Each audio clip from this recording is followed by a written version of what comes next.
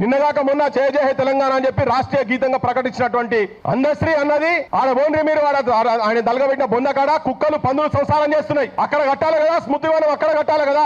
ఏమొచ్చిందని చెప్పి ఇప్పుడు ఏం వస్తుందని ముఖ్యమంత్రికి ఎన్టీ రామారావు విగ్రహం ఎందుకు పెట్టాలి? ఇప్పుడు రేపు ఇనాగ్రేషన్ చేస్తారట సిగ్గు వచ్చినోడు. నేను ఆవేశంగా తెలంగాణ ఒక ఆత్మగా మాట్లాడుతున్నా. నేను అమరుల ఆత్మ లోపడి ఉన్నది మా సొంటలకు ఉన్నది కాబట్టి భరించలేకపోతున్నాం. మేము ఈ అవమానం భరించలేకపోతున్నాం. ఆల్సిషన్ కుక్కలైన తెలంగాణ ముఖ్యమంత్రులు మంత్రులు మొత్తం పామోరియన్ డాగ్స్ అయిన ఆంధ్ర పెట్టుబడిదారు వర్గాల మీద ఈ తిరుగుబాటు లేదు కాబట్టినే ఇలా నాగేశ్వర్ సార్ మీద కేసు పెట్టే దమ్ము అక్కడ దానికి వచ్చింది. తిరగబడితే తెలంగాణ, కన్నెర చేస్తున్న తెలంగాణ, రగులుతున్న తెలంగాణ.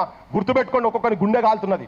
ఇవాళ చాలా మంది నిరుద్యోగ యువకులు అడగండి, కాలుతున్న ఒక్కొక్కరిని కడుపు కాలుతున్న. ఆయనట ఎలక్షన్ క్యాన్వాసింగ్ వచ్చి అక్కడట మాట ఇచ్చిందట పెడతారట.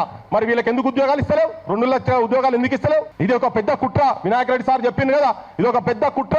ఇక్కడ యూటీ చేసే ప్రయత్నం జరుగుతున్నది యూనియన్ టెరిటరీ. అందుకే ఇక్కడికి వచ్చి మీరు మాట్లాడుతున్నారు. మేము కూడా మేము గౌరవంగా చెప్తున్నాం. పోయి మీ దగ్గర చెప్పండి. మేము అనుకుంటున్నాం కానీ మీరు అన్నలుగా అనుకోకండి, సమానంగా అనుకోండి. మేము అన్నలము, మేము బట్టలు వేసుకున్నాం, మేమే నేర్పించినాము.